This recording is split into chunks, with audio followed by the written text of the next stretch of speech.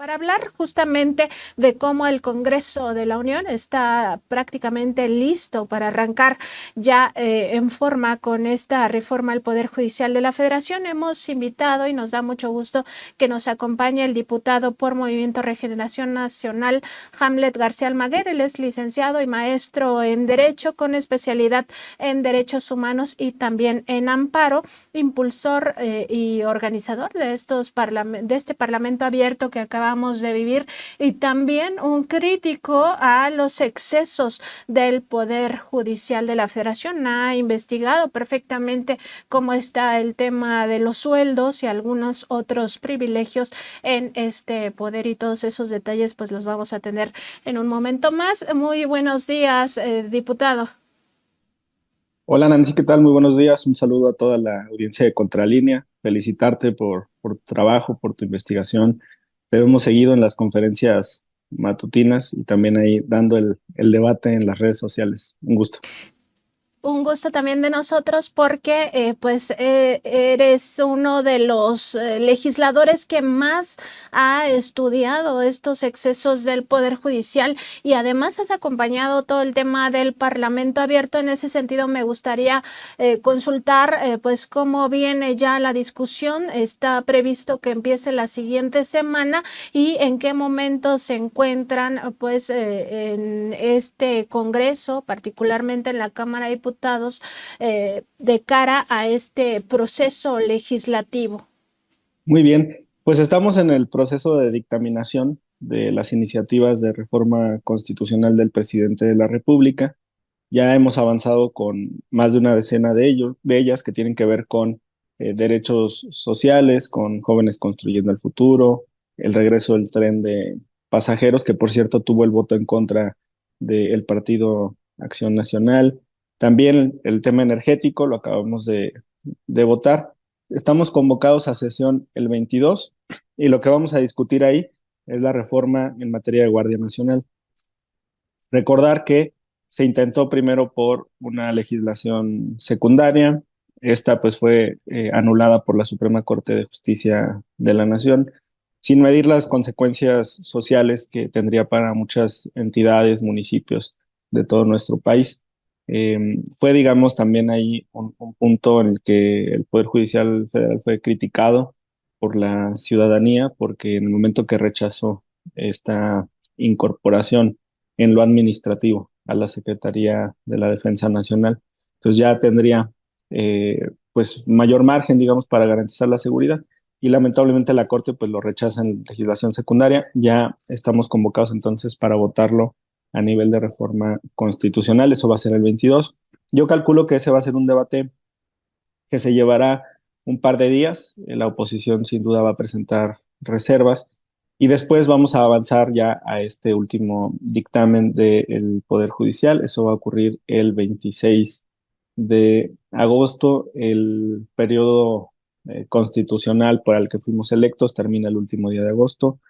El primer día de septiembre ya arranca la próxima legislatura y aquí entró al proceso de la reforma judicial.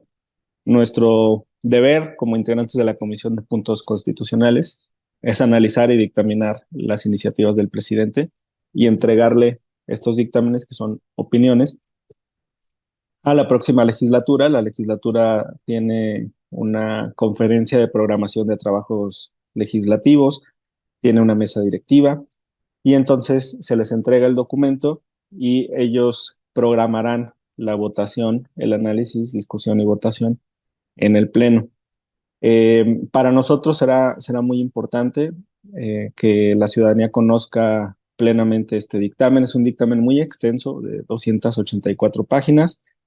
Tuvo cambios significativos respecto a la iniciativa del presidente de la República, y es apenas el primer paso de esta discusión. Una reforma constitucional se integra por 24 pasos: la iniciativa y después el dictamen en la comisión, y después sube al pleno de la Cámara, es el tercer paso. Cuarto paso, la comisión del Senado. Quinto paso, el pleno del Senado, y después se turna a las legislaturas de las entidades federativas. Ahí tendrán que votar 17 legislaturas a favor para que esto pueda ser una realidad. Ahí ya tienes 22. Después ya sigue la etapa de sanción, promulgación, publicación en el diario oficial de la Federación y la declaratoria ya de la reforma constitucional. Estos son los últimos dos pasos. Y con eso tienes todo este esquema de 25 fases en las que se divide la reforma constitucional. Entonces, este es el arranque. Nosotros invitamos a la audiencia, a la ciudadanía que puedan leer el dictamen. Es extenso, pero vale mucho la pena porque recogió muchas de las observaciones y comentarios de estos foros que mencionabas, Nancy. Y diputado, pues justo lo que veíamos en sexenios pasados era como ni siquiera había apertura para este diálogo. En el caso de la reforma al Poder Judicial, particularmente por lo que ha generado, ya vimos toda el ámpula, sobre todo en la oligarquía mexicana, pues vimos también una apertura al diálogo. Se hizo incluso este parlamento abierto al que acudieron los representantes de ese Poder Judicial, encabezados pues por la plana mayor de la Suprema Corte de Justicia de la Nación. En ese sentido, preguntarle pues estas diferencias, porque ahora nos decía, se recogen algunos de los puntos que se discutieron en este Parlamento abierto, a diferencia de verdad lo que pasaba en los congresos anteriores, y para no irnos más lejos, todas las reformas o llamadas contrarreformas de Peña Nieto, nunca se consultó al pueblo, y es más, desde la Corte se le negó esta posibilidad al propio pueblo de hacer incluso una consulta popular. ¿Cómo ves estas diferencias, diputado, al respecto? Sí, con mucho gusto. Bueno, voy a hacer tres comentarios. Son más de 100 modificaciones las que tiene este dictamen respecto de la iniciativa del presidente de la República, pero me gustaría arrancar con tres. El primero es la garantía de los derechos de los trabajadores. Los líderes sindicales se acercaron al Parlamento abierto, presentaron sus propuestas respecto de las inquietudes legítimas que tenían como pues partes interesadas en este proceso. Y eso queda en la página 283 del dictamen, en el artículo transitorio número 10, décimo transitorio, y está aquí. Ahorita te lo voy a mandar también por WhatsApp y se los voy a leer para conocimiento de la audiencia. Dice décimo, estos son los transitorios, reitero, que son como las normas que van a dotar de operación a todo lo que tú estás aprobando. Es la parte procesal, digamos. Dice, los derechos laborales de las personas trabajadoras del Poder Judicial de la Federación y de las entidades federativas serán respetados en su totalidad. Punto y seguido.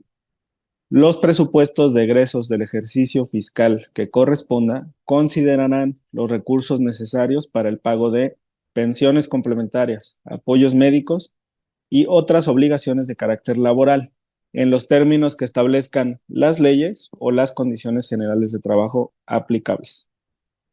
Para desmenuzar este artículo, te decía, fue propuesta de los propios líderes sindicales que supongo que recogían el sentir de los trabajadores.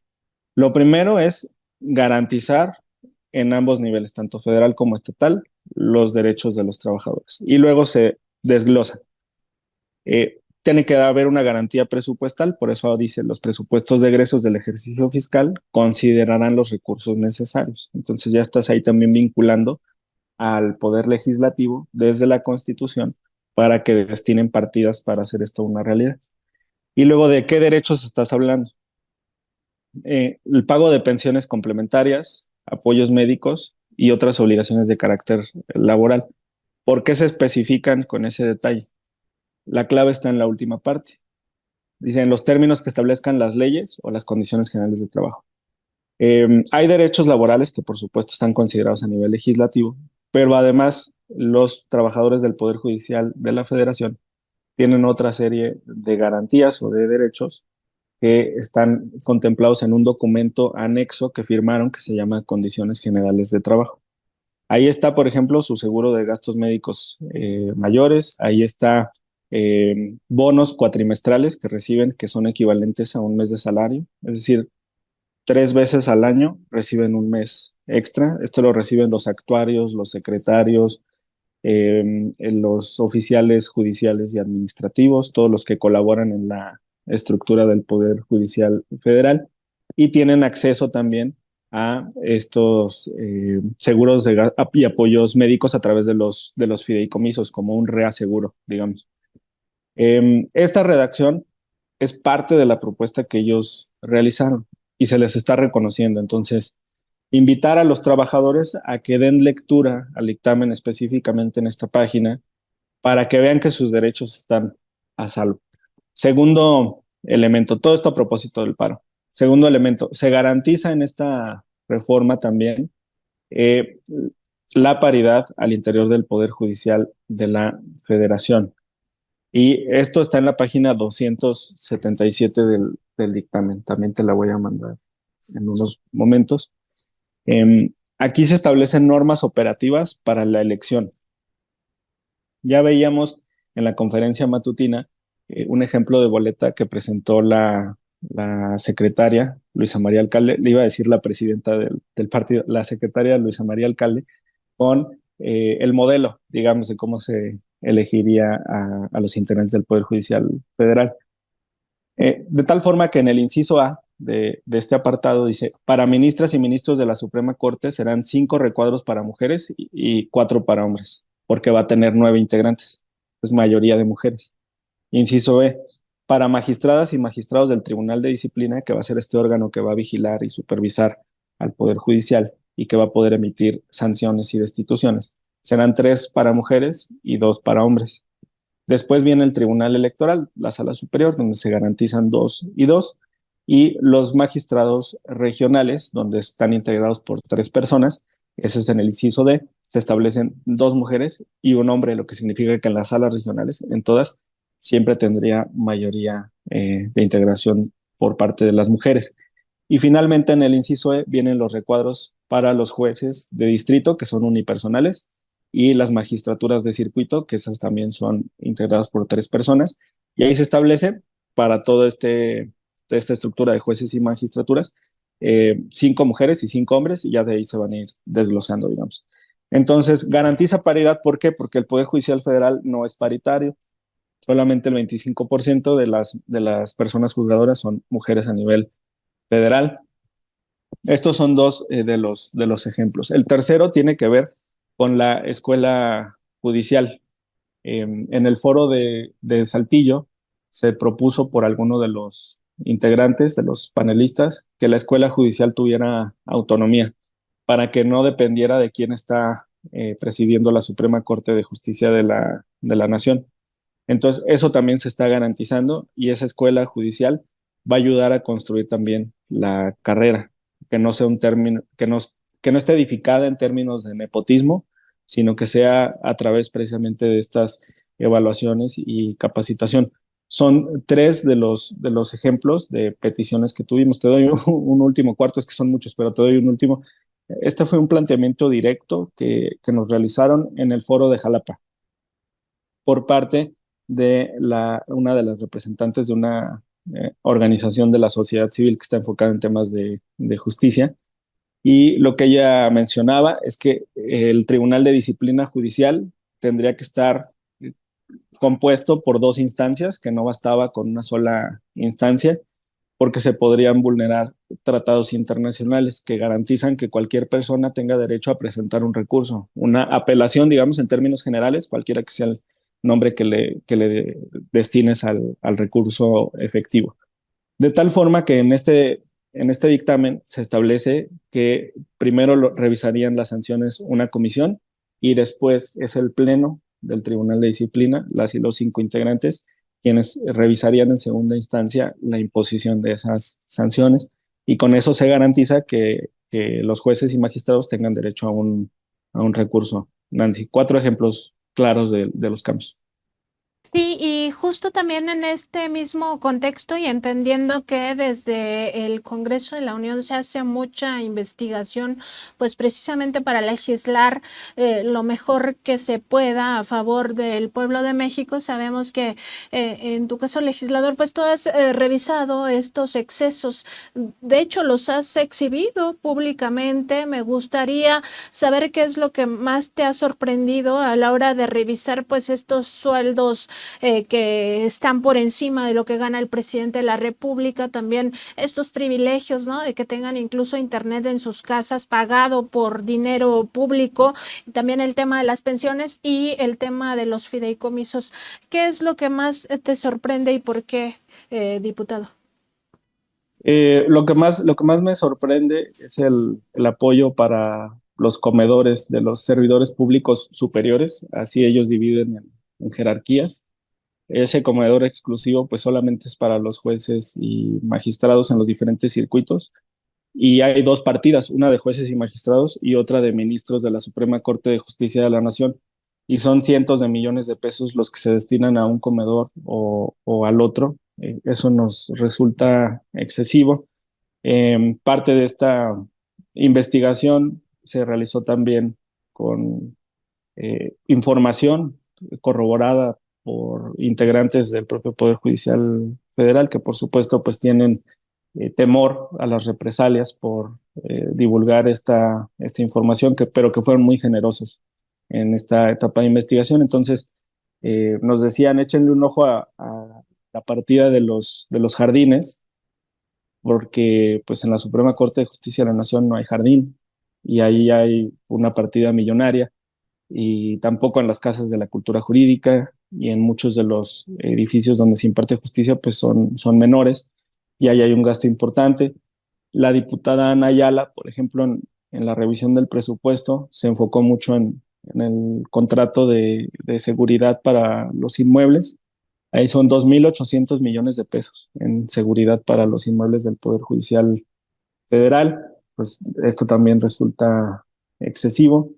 Y por supuesto, pues los beneficios individuales. El bono de riesgo nos parece injustificado para jueces y magistrados que no estén involucrados en materia penal. Yo lo entiendo para quienes impartan sentencias que tienen que ver con delincuencia organizada, que estén en ciudades o circuitos con altos niveles de criminalidad o de peligro, pero no creo que un juez en materia civil o en materia laboral tenga que gozar de este bono de riesgo y además refleja una disparidad o desigualdad interior en el Poder Judicial de la Federación, porque cuando vi la partida de bonos de riesgo, que también son miles de millones de pesos, pensé que los recibirían los secretarios que proyectan y firman las sentencias, pensé que los recibirían los actuarios que son los que van y notifican esas sentencias, y la realidad es que no, los bonos de riesgos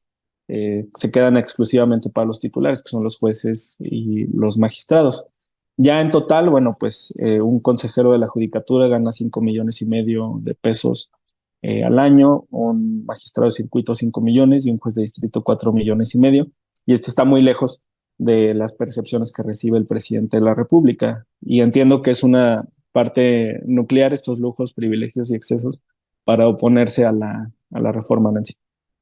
Y también en este sentido se podría hablar ya de que es un insulto para el pueblo de México estos privilegios, entendiendo que la mayoría de este pueblo pues se encuentra en situación de pobreza y que además muchos de estos personajes se oponen a pues los programas sociales, particularmente la pensión a adultos mayores, la pensión para personas con discapacidad. Es un insulto ya esta circunstancia donde hasta la comida diaria les paguemos a pesar de que ganan más de 5 millones de pesos. Sí, mira, afortunadamente en la discusión del presupuesto logramos una reducción de 6,000 millones de pesos al proyecto que había presentado el Poder Judicial Federal. Y estos recursos pues se canalizaron a las grandes necesidades que tiene el pueblo de México, sobre todo a proyectos de infraestructura y a programas sociales. Y pues, créanme que esa es la mayor satisfacción que tengo de esta participación en la legislatura, ver que lo que antes se gastaba en frivolidades puede ser destinado al pueblo. Sin embargo, todavía pues, persisten estos lujos, privilegios y excesos en diversas áreas, porque cuando se hace el recorte, el Consejo de la Judicatura prefiere dejar de gastar en otras partidas, pero mantiene estos puntos o apartados. Entonces, por ejemplo, dice, no, ya no tengo dinero para crear nuevos tribunales. pero va a seguir el comedor de los servidores públicos superiores. Ya no tengo dinero para construir más salas de audiencias y hacer más ágiles los procesos, pero van a seguir los bonos de riesgo para todos los titulares. Es decir, la cúpula concentra esos recursos. De hecho, hay una queja por parte de los secretarios y los actuarios. Ellos se ubican así en rangos medios, se me acercaron en el foro de Toluca y me dijeron que tienen 5 años sin incrementos salariales. No ganan mal. Un secretario de juzgado de Distrito Federal está ganando cerca de 70,000 pesos al mes. Y además tienen estos bonos que te comento. Pero dicen que tienen 5 años congelados. Y esto se debe a que la cúpula pues sigue concentrando los lujos y privilegios. Entonces, sí es ofensivo para el pueblo de México y sí se tiene que modificar.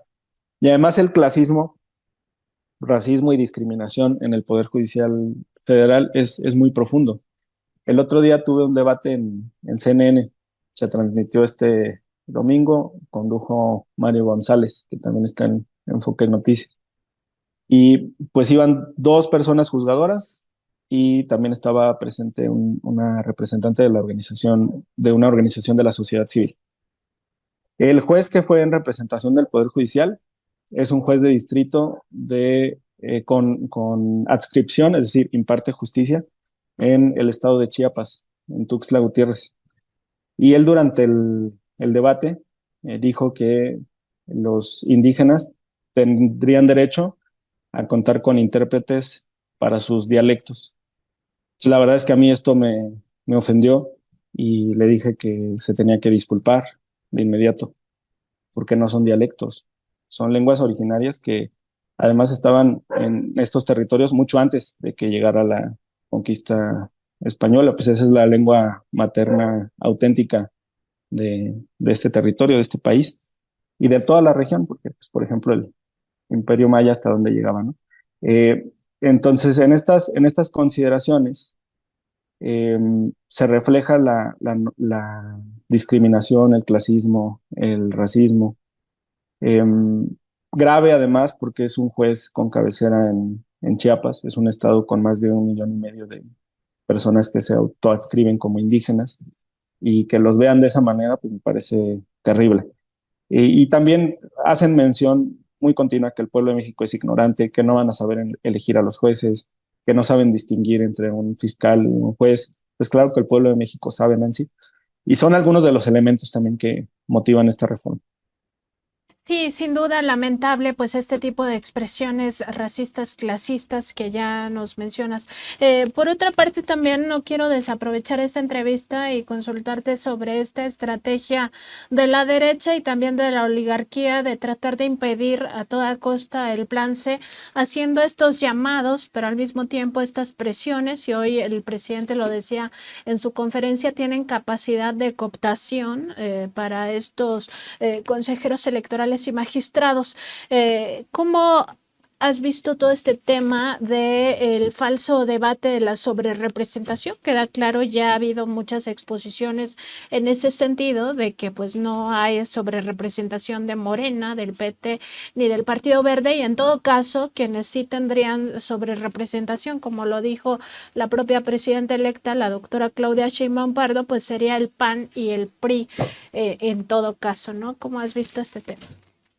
Sí, pues por ejemplo, Movimiento Ciudadano ganó un solo distrito en todo el país y le van a dar 24 plurinominales. O sea, su tipo de cambio está 24 aún. Por cada triunfo le dan 24 diputaciones. En cambio, bueno, pues Morena, PT, Verde, recibimos menos diputaciones de representación proporcional de los triunfos que obtuvimos en las urnas. En algunos casos, menos de la mitad. O sea, ahí se ve también cómo el sistema sí funciona porque genera para los partidos que no lograron triunfos en las urnas cierta representación en el Congreso. Pero no puede llegar esta interpretación al límite de que sea más redituable perder elecciones que ganarlas, porque eso es lo que está pidiendo la oposición, está pidiendo tener más diputados por haber perdido. Eh, pues perdieron las diputaciones de mayoría y tendrán cierta presencia en el Congreso, pero si no se quitarían todos los incentivos para buscar ganar las elecciones distrito por distrito y me parece que eso sería nocivo para las campañas. También comentar, pues este es un esquema que ha funcionado durante varios procesos electorales. Las reglas fueron establecidas para el proceso en curso desde el 7 de diciembre del 23. Ahí el INE sesionó. Te voy a decir ahorita el número del acuerdo. Ah, aquí está. Es el acuerdo 645 del 2023, emitido por el Consejo General del INE. El acuerdo se llama Acuerdo del Consejo General del INE, por el que se determina el mecanismo para la aplicación de la fórmula de asignación de las curules y los escaños por el principio de representación proporcional en el Congreso de la Unión, que correspondan a los partidos políticos nacionales con base en los resultados que obtengan en la jornada electoral a celebrarse el 2 de junio del 2024. Este acuerdo se tomó, te reitero, el 7 de diciembre del 23. Las normas tienen que ser generales, abstractas, obligatorias, impersonales y tienen que emitirse de manera previa al acto que pretenden regir, porque si no estás estableciendo reglas de manera retroactiva o reglas específicas para una persona, no se pueden generar así. De tal forma que con estas reglas emitidas en diciembre, todos los partidos políticos y las coaliciones tomaron sus estrategias sobre el siglado en los distritos para poder potenciar sus triunfos, tener más curules en el Congreso de la Unión. Este acuerdo fue impugnado por el Partido Acción Nacional y por el PT. El PT impugnó algunas reglas en materia de género, no tiene que ver con la sobrerepresentación, porque este acuerdo pues además aborda otros aspectos como género, acciones afirmativas y demás. Y el PAN impugnó la sobrerepresentación, esto a través de el esquema de la transferencia de triunfos, que es algo que está ahora en el discurso de varios exconsejeros del INE y también de Movimiento Ciudadano. Este argumento no es nuevo, este argumento fue abordado por la Sala Superior en esta sentencia, en este recurso de apelación. Es el recurso de apelación 385-2023. En la página 18 de la sentencia, parágrafos 58 y 59 se analiza esto de la transferencia de triunfos. Dice la sala, la autoridad responsable explicó que estas medidas también fueron implementadas en la elección de diputaciones federales del 2021 y buscan garantizar que el ejercicio de la facultad que tienen los partidos políticos para coaligarse y postular candidaturas conjuntas no genere una sobrerepresentación o subrepresentación ficticia, de esas fuerzas, de modo que se distorsione la integración de la Cámara de Diputaciones y la voluntad manifestada por la ciudadanía en las urnas. Y aquí ya empiezan a explicar cómo funciona el esquema de la mayoría ficticia que ellos llaman. Por ejemplo, en el parágrafo 56 dice, la pretensión del PAN se basa en evitar que mediante convenios los partidos coaligados puedan construir de manera ficticia su sobrerepresentación o subrepresentación a través de la mención del partido al que pertenecería cada candidatura ganadora por mayoría relativa, a partir de lo cual podrían transferirse triunfos uninominales entre ellos, aunque no corresponda a su votación. Aquí hasta lo subrayé. Y ahí es donde viene el argumento. La pretensión del PAN, y habla de la transferencia de triunfos uninominales, que es lo que están mencionando ahora, ¿no? Que algunos candidatos postulados por el Verde en realidad pertenecerían a PT o a Morena o viceversa. ¿Qué le contesta la sala? Está en el siguiente párrafo. Esto es la página 17. Entonces son dos páginas, 17 y 18. Entonces le dice, no, te equivocas, PAN, no es válido tu argumento, porque el INE estableció este principio que se llama afiliación efectiva de los triunfos. Y en esta afiliación efectiva, pues entonces el instituto va a verificar a qué partido político representan todos los candidatos ganadores. Y entonces se va a hacer un equilibrio, digamos, entre las asignaciones de las diputaciones, pero no va a salir de la coalición. Simplemente van a decir, esta persona que fue postulada por Morena en realidad pertenece al Verde, este que fue postulado por el PT en realidad pertenece a Morena y viceversa.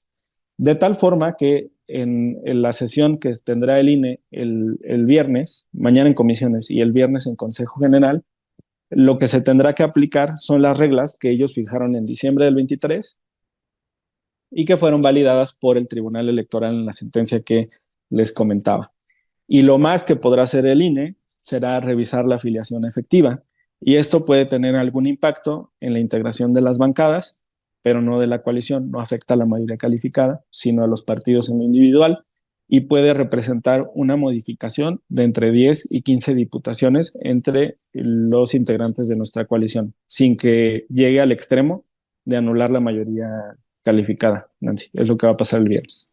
Pues muy interesante todo. Y ya por último, un breve comentario sobre este emplazamiento que hizo hoy el presidente López Obrador a las 5 personas más ricas de México, pues para que ya den la cara y digan si lo que están pidiendo es que se viole la Constitución en este tema de la sobrerepresentación. ¿Cómo lo viste? Bueno, pues es acertada la medida del presidente, una exposición extraordinaria de Luisa María, ya por eso no repetí lo que mencionó, pero sí es importante.